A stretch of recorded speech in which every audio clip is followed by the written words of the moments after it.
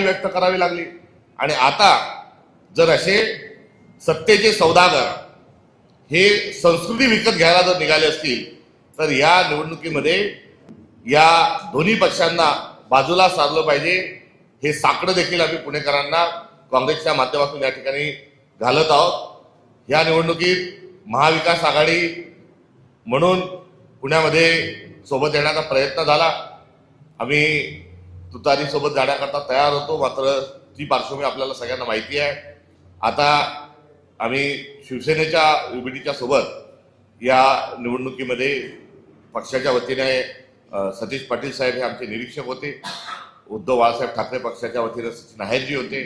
यांनी या शहरामध्ये एकत्र येऊन ही निवडणूक लढायची जरी ठरवलं असलं तरी काँग्रेस मोठ्या आशेने आणि मोठ्या आक्रमक पद्धतीने या निवडणुकीला पुण्यात सामोरं जात आहे। पुण्याचं असणारं जे गतवैभव आमचं आहे त्या दृष्टिकोनातून आमची निश्चित स्वरूपात खुश झालेली आहे। आघाडीमुळे सातत्याने काँग्रेस पक्षाला कमी जागा इथे लढाव्या लागत होत्या। त्यावेळेस आम्ही मोठ्या प्रमाणावर आमचे कार्यकर्ते मैदानात उतरवलेले आहेत।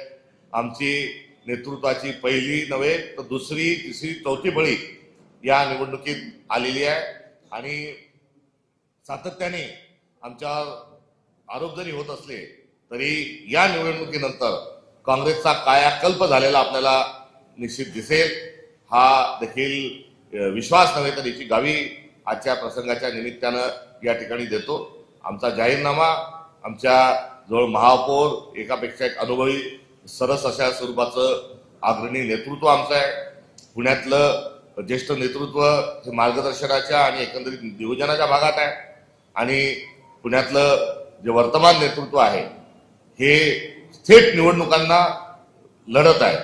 त्यामुळे आम्ही आणि त्या पलीकडचं जे आहे नवीन जे युवा नेतृत्व आहे त्यांनाही मोठ्या प्रमाणावर या निवडणुकीत आम्ही संधी दिली आहे।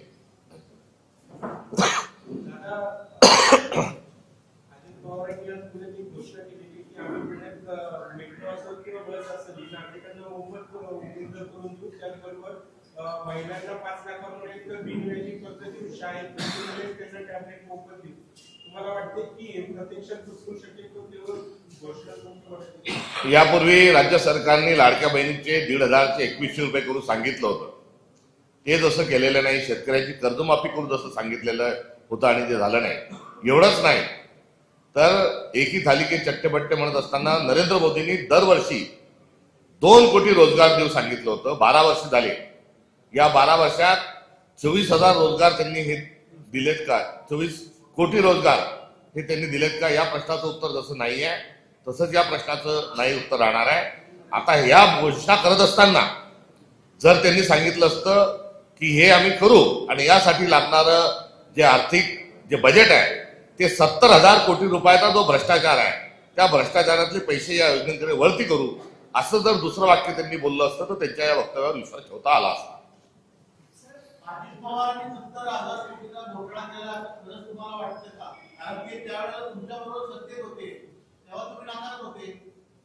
आम्ही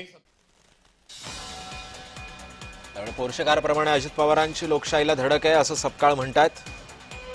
पार्थ पवार मोहोळ एकाच नाण्याच्या 2 बाजू आहेत असा सुद्धा आरोप हर्षवर्धन सपकाळ यांनी केलेला आहे।